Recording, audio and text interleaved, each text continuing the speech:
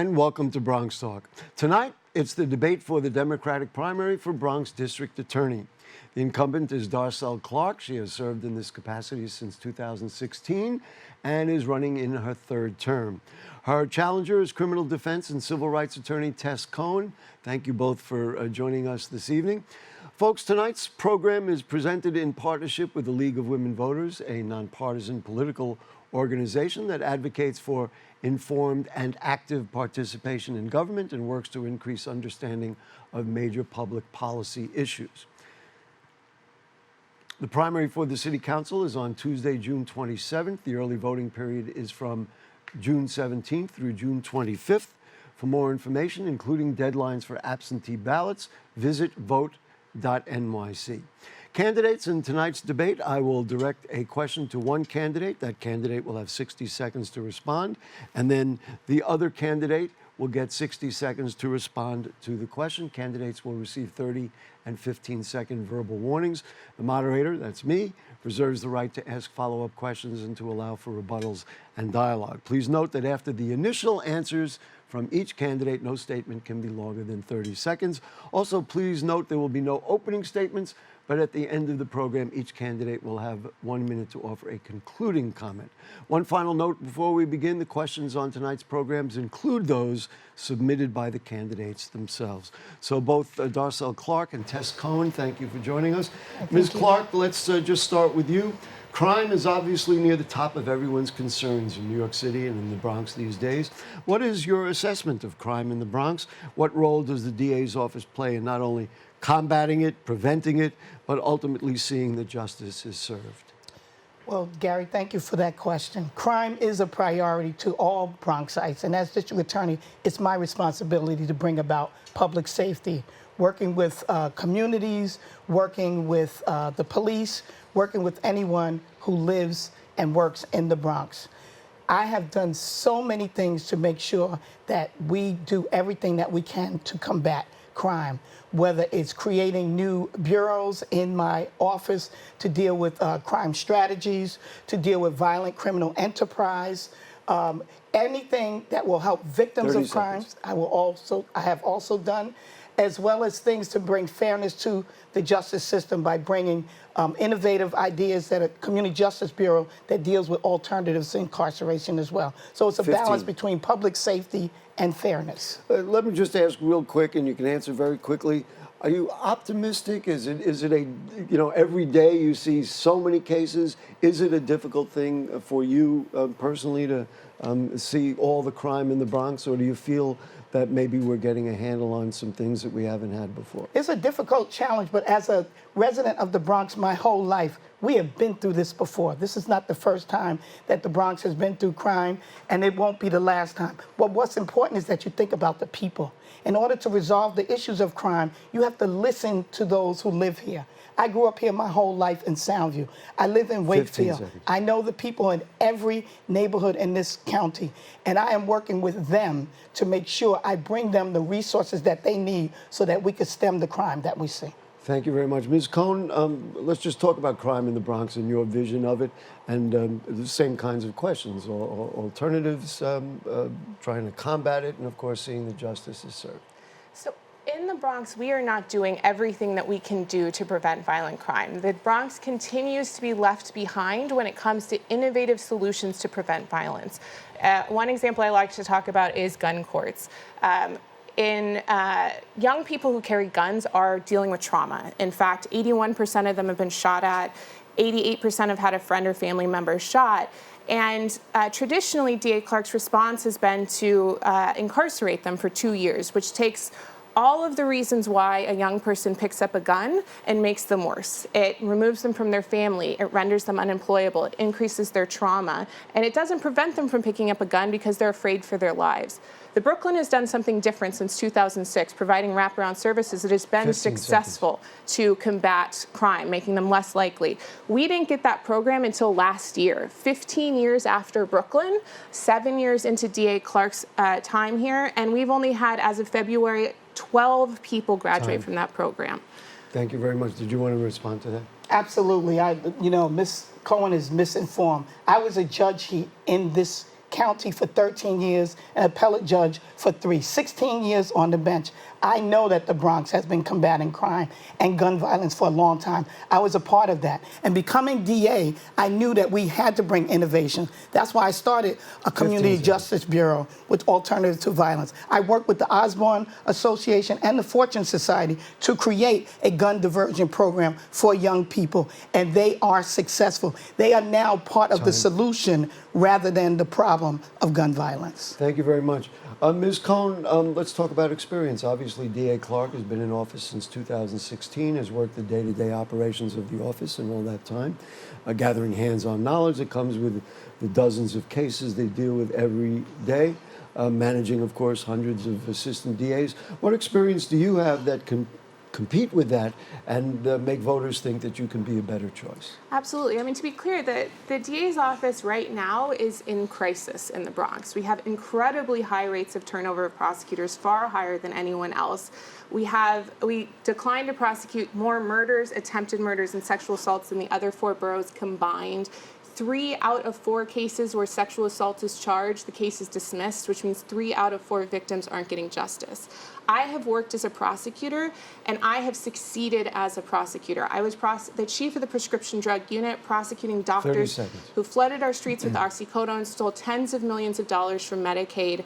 And I was the person who solved problems when federal and state law enforcement couldn't get along, when public health needed to be called in, when we had a problem with the investigation needed to come up with a new solution. I was the one who was doing that work to come up with solutions, and that experience is going to let me turn around what's happening in the DA's office right now. Thank you, Ms. Clark. First of all, I have the hardest working staff in any DA's office. Attrition happening in not only DA's offices, but defense offices and throughout the city and all city offices.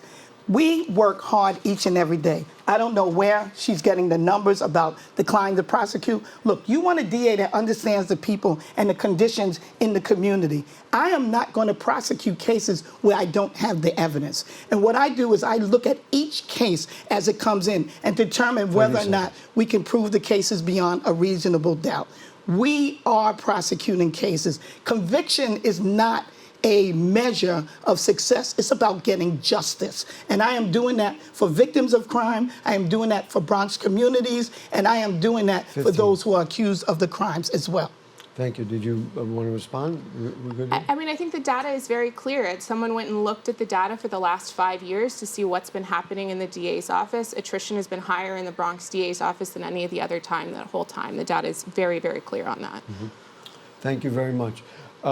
Ms. Clark, let's talk about discovery. It's become somewhat of an interesting concept. You supported the rollback of discovery.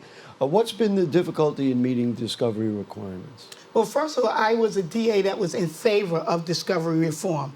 16 years on the bench, 13 years as an assistant district attorney, I know how important it is to have discovery. Being a judge, I saw people pleading guilty sometimes without having all the evidence. I would never want to go back to the way it was. I was in favor of discovery reform. It's difficult because now the requirements means that our office has to get more evidence than has ever been required before. Within 20 days when somebody's incarceration, 35 after. It's difficult to do that. What I was looking to do, as well as DA Bragg and DA Gonzalez, was to get reasonable revisions, not rollbacks, in order to level the playing field to make it more balanced, to give the defense a timeline in order to respond when we have completed our certificates of compliance and we're ready for trial.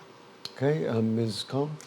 So to be very clear, that 20-day and 35 days, there's very little repercussions for prosecutors when they don't meet those deadlines. In reality, cases aren't being dismissed unless 90 days for misdemeanors or 6 months for felonies aren't being met. Discovery is crucial. I mean, let's remember why this was passed, right? Khalif Browder spent almost 2 years on Rikers Island for stealing a backpack where there was almost no evidence of his guilt. Something that DA Clark knows herself, since she was the judge on his case for a significant part of that time. And according to Khalif Browder Akeem, pressured Mr. Browder to plead guilty when he didn't have the evidence against him. We cannot go back to a system where we have Khalif Browders. And it was absolutely a gutting of the reform. It wasn't changing that 20-day window to 30-day window. That's not what they were suggesting that we do. It was completely changing it so that that 6 months was not going to be the deadline before a case was dismissed. Just clarify mostly for the viewers. We'll certainly give you a chance. I'm sure you want to respond to that. Thank you. Just clarify for the viewers what the relationship between the question about discovery has with Khalif Browder. Absolutely. So, and then we'll let Ms. Clark respond. Absolutely. So as it turned out, the evidence against Mr. Browder was incredibly weak. And there was a lot of conflicting information in the paperwork. And when a defense attorney has access to all of that kind of information, they can advocate for a judge for someone to get out. Also, if someone doesn't know how weak the case is against them, they may plead guilty even when they're innocent. And what we used to have under the old system was trial by surprise. Prosecutors could hold back the information until the eve of trial. So people like Mr. Browder didn't know how little evidence there was against them, even when they've been at Rikers Island for nearly 2 years. Thank you. Go ahead. I know the Khalif Browder dialogue has been going on for a long time now. Absolutely. Look, Khalif Browder saddens me to this day. That was a colossal failure of the system at that time. The failure of the DA's office, failure of the defense attorneys, because Mr. Browder did have a defense attorney, failure of the Department of Corrections, and failure of the judges, of the courts, of which I was one of 9 judges. Look, I accept that I was part of that. But also, part of that means that you do something about it so that doesn't happen again. And that means implementation. As a DA, I came in and made sure that I did reform my bail policy. I made sure that the discovery policies were reformed long before the legislature did it, so that it was fairer to defendants, so that there wasn't pleading guilty without having the evidence. I did that. And I started a Community Justice Bureau and youth diversion programs for young people like that. I did that so that there would never be another Khalif Browder again. So that's why I believed in the discovery reform. I changed the policy before the legislature did it to make sure that people were able to have it. It has made my lawyers better because now they prepare up front and know all the evidence and provide that to the defense. We're working together, the defense and the people, in order to make sure there's that balance. Thank you. I know this is a contentious point, so I'll let you go on longer. Ms. Cohen, if you wanted to add something to it, feel free. I just think it's crucially important that we understand that the solution to problems that DA's offices are having with discovery reform, including the Bronx DA's office, is to create good pathways, to train staff to be handling those things. I did this when I was a prosecutor. I was the chief of the prescription drug unit when discovery reform came into effect. I know the work that needs to go into it, and I did that work on multi-year, multi-agency cases with hundreds of thousands of pages of documents and medical privacy at stake. It is doable. The answer is to create these pathways, not to undo the law. But also, I have to say this. She we'll was give you chief, each 30 seconds. She was chief of a unit where it was only her and maybe a paralegal. She doesn't have to do the job that these assistant district attorneys have to do every day now with the new discovery laws, handling homicides, going to crime scenes, as well as going to court and handling the discovery. So it's a different type of thing. You have an investigation where you can take all the time you want to work on it and work with those agencies. These assistants are working with a lot of work each and every day, and they're killing themselves, and they're getting it done. Can I respond briefly to that? Sure, Because we'll there's give some you each 30 misinformation. seconds again. And Ms. Clark, she had the question first, so she'll get the final word. Go ahead. So I was overseeing at least a dozen prosecutors who were handling those kind of cases. It was not me and a single paralegal. I had paralegals, I had analysts, I had investigators who were reporting to me, and I had to coordinate all of those people in order to get discovery reform successfully implemented, and I did it. Thank you. I run an office of 1,000 people, okay, not 12, 1,000 people that have to do this work. I work with defense attorneys this past legislative session. We wrote letters to the mayor and the governor asking for technology and money to hire more people, to pay our assistant DAs and lawyers to do the work, as well as give them paralegals. There's a lot more to discovery reform than just handling it. You need the resources to do it. And I fought alongside defense attorneys to get that done. Ms. Cohen, let's talk about Rikers Island. The latest news is the decision of the Department of Corrections to not announce when an inmate has died. It's rather extraordinary. And also there are indications that the mayor is now wants to delay the closing of it, which is scheduled for 2027. This, along with so much else, has raised the notice of the federal monitor, and calls for federal takeover are getting louder. What's your recommendation for Rikers Island at this point? I mean, Rikers Island is in a humanitarian crisis right now, and the Bronx District Attorney's Office is the only office with jurisdiction over Rikers Island. It is the only office that can hold accountable people for the dozens of people like Layleen Polanco all the way back when, who died at Rikers Island without receiving any sort of justice. We have to have a DA's office that is independent of Eric Adams at this time. We cannot have a DA who is closely allied with Eric Adams, who is not going to speak up when Eric Adams is hiding what is happening at Rikers Island. I would open a grand jury investigation into the conditions at Rikers Island, make sure we are holding people accountable, figure out how drugs are getting into Rikers Island so that people are overdosing and dying, find out all about where these violent instances are coming from and how this harm is happening. And that's not happening right now in the Bronx, and it has to happen. Just in a word, are you in favor of a federal takeover? At this point, yes. I think it's the only option that we have. Ms. Clark, now I know you opened an office in Rikers Island. So let's just talk about what your point of view is. So let's start with that. First of all, it's misinformation to say that the district attorney, the Bronx district attorney, is the only one responsible for Rikers Island. First of all, the DA's office is not the one that's responsible for Rikers Island. It's the Department of Corrections. It's the mayor. It's the city of New York. The DA, the Bronx DA, is responsible for the prosecutions that happen there. Therefore, what I have done as soon as I got in is that I opened the office on Rikers Island to deal with the violence that was happening in real time. 30 seconds. A Rikers Island Prosecution Bureau. I also opened a Public Integrity Bureau that deals with the corruption that is happening with DOC staff.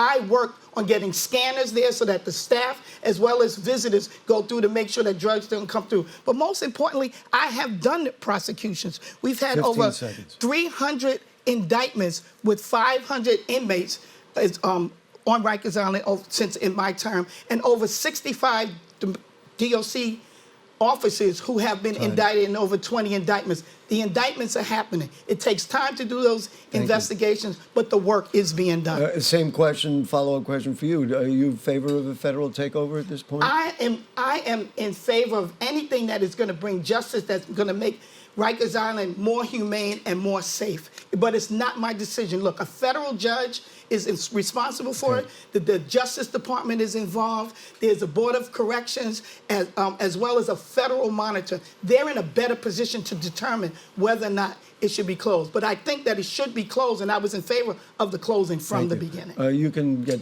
30 seconds to wrap this up. Yeah, absolutely. I mean, I think we need to look at what's been done by the DA's office. I mean, we had a medical practitioner who was charged with sexually assaulting several women at Rikers Island that was dismissed by DA Clark's office because they said it was too hard to do the discovery. We had a case where an officer was on camera punching someone who was held there, and 2 other people helped him cover it up. And it took more than a year for the DA's office to bring charges, so that even Commissioner Molina was criticizing the DA's office. It is too little too late when it comes to holding people accountable at Rikers Island.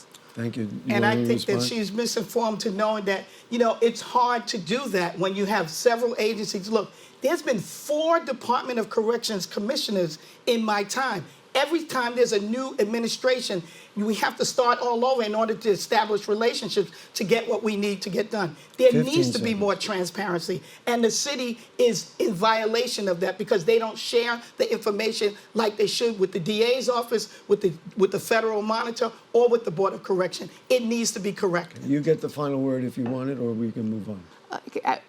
The answers speak for themselves. We don't know what's happening at Rikers Island. DA Clark has been there for 7 years.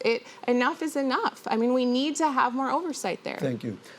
Ms. Clark, let's change the direction here. Lost in the equation of crime are the victims, both those who have been assaulted, robbed, and physically harmed, and those who've lost family members who ultimately become victims as well. What role can the DA play in supporting their needs? What role can the DA play? We absolutely play a role. Gary, I can't tell you how many mothers I've sat with, holding them because they've lost their child, victims of domestic violence, child abuse. I have been with these individuals from the beginning. I grew up in this community my whole life. These people are the same people that I live with. I walk the streets with them. I go to the vigils. My office has been shoulder to shoulder with them, with my Crime Victims Assistance Bureau, making sure that we have advocacy for them, that we get them therapy, that we relocate them when we have to. We have a witness security program to be with them. We are doing everything that we can to bring awareness to the violence that is happening and to be there for those mothers. I am with them all the time. I speak with them all the time. We're losing a generation of our children because of the violence, and I am there with those victims. I am not going to apologize for standing up for victims of crime each and every day. Thank you, Ms. Cohen. I mean, we have to, again, look at the results of what's actually happening in the district attorney's office. The stats speak for themselves. 3 out of 4 cases where sexual assault is charged are dismissed in the Bronx over the last 5 years. That is truly disturbing. That is 3 out of 4 victims of sexual assault not getting justice. And I represent victims of sexual assault. I've represented victims that have assaulted in their home, on their street, at work, and many assaulted in prisons. And I know that when the criminal justice fails them, it makes them think that what happened to them doesn't matter, that our society doesn't believe them. It is devastating for them when the criminal justice system fails them. And in the Bronx, it is failing them 3 out of 4 times. Ms. Clark, you get the final word I on don't this. know where she's getting those statistics from. Those victims are cared for in my office each and every day. Arrests are one thing. Getting justice for them is something totally different. Sometimes it doesn't happen by a trial. It is making sure that we get them safe, we get them out of their situations, that we handle things in a lot of different ways. It is not 3 out of 4 cases. That is wrong. Those stats are simply wrong. Thank you very much. Ms. Cohen, just a very general question, but it's really maybe the foundation of what we're talking about. Are there alternatives to incarceration that can be effective? Absolutely. I think the most important thing that any district attorney can do is to ask themselves, what can I do to prevent the next crime? And often, alternatives to incarceration are the answer to that. When we provide mental health services, housing, therapy, when we do those things in very careful ways, we make all of our communities safer. And the Bronx is consistently left behind when it comes to creating these alternatives. We do not have a dedicated felony to alternative incarceration court like Manhattan and Brooklyn. Brooklyn's mental health court sees hundreds more people than Bronx's seats. We are behind. We are overlooked every single time when it comes to instituting successful alternatives to incarceration. We have the name. We have a piece of paper that says it's happening. But again, it is a very small number of people. Remember gun courts, 12 kids as of February versus hundreds, if not thousands, in Brooklyn over the last 15 years. We are behind when it comes to providing real alternatives that make us safer. Ms. Clark? And I totally disagree with that. I started the first Community Justice Bureau that deals with alternatives to incarceration. We didn't have that. We do have diversion courts in the Bronx. We do have a youth part in the Bronx. We are handling those cases. Look, these kids are my kids. I grew up with them. I know their parents. I know them personally. And I go to them and ask them what it is that they need. And we're providing those alternatives to incarceration with them, with the gun program through the Osborne Society and with the Fortune Society, with Saturday Night Lights program that we have over on the weekends to open gyms and places for the kids to be able to have a safe place to live and work and share with each other. We are doing alternatives to incarceration. And I agree, we do need to bring more resources to the Bronx. I have the power to do that because of the connections. I was with the courts for 16 years. I know that we need more judges, and I fight for those things each and every day. It's not just Brooklyn. The Bronx has it as well. We have time for one more question. I want to make sure to get it in because it's an important one. Right before the session ended, the state legislature passed a clean slate law to seal old criminal records to help people convicted of certain crimes re-enter society. People who've stayed out of trouble for 8 years, if they were convicted of felonies, 3 for misdemeanors, can be offered a clean slate and set free. The idea is to help people who have paid their debt to society have opportunities that will help them rebuild their lives. Does it diminish the seriousness of a crime committed and potentially make a farce out of long-term convictions? We'll just give you each one chance because we want to make sure to have time. Go ahead, you're first, Ms. Cohen.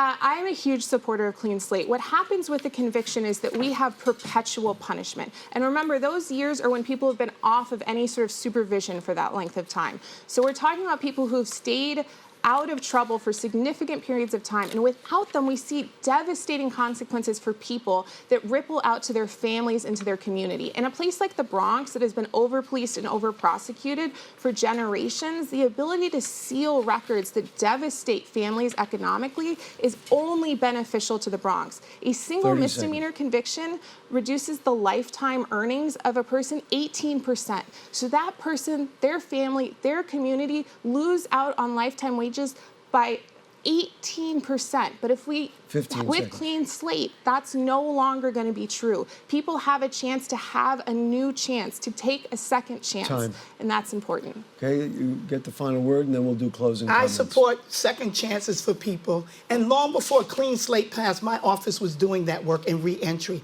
We're part of the Bronx Reentry Task Force, where we service over 300 individuals that return to the Bronx each and every year. And we work with them to have a collaborative as they come out, as soon as they come out, to meet with stakeholders that make them productive members of society. We have provided resources for them to get back on their feet. I believe in those second chances. I hold re-entry resource fairs for them to get what they need in order to stabilize them. Thank you. Ms. Cohen, your concluding statement, please. I'm running for Bronx District Attorney because fundamentally I am a person who lives here who wants to see us be safer, to have more justice, and to make sure that we are no longer left behind. I had success as a prosecutor at prosecuting prescription drug crimes, and I want to bring that success to the Bronx DA's office. Under DA Clark and her close ally, Mayor Adams, we are continuing to have trauma in the Bronx. What crime goes up, crime goes down. Still, the same neighborhoods are not getting the resources that they need and that they deserve. Victims of sexual assault are not getting what they deserve. All of that will change when I am district attorney. Thank you. Gary, I've lived here my whole life. I grew up in public housing, in Soundview houses. I went to New York City public schools here in the Bronx. The first in my family to go to college. I know the Bronx because I am the Bronx. I don't have to figure it out. I don't have to think about my 2 years of experience. I have sat on the bench. I know this community. I know what they want because I listen to them. I am one of them. And you want somebody that has the experience as a judge, as a DA, as well as an assistant district attorney to service the community that they know best, which is the Bronx. Thank you very much. We're out of time. Tess Cohen and Darcel Clark, we appreciate your time this evening. And good night to all. Remember to vote on June 27th.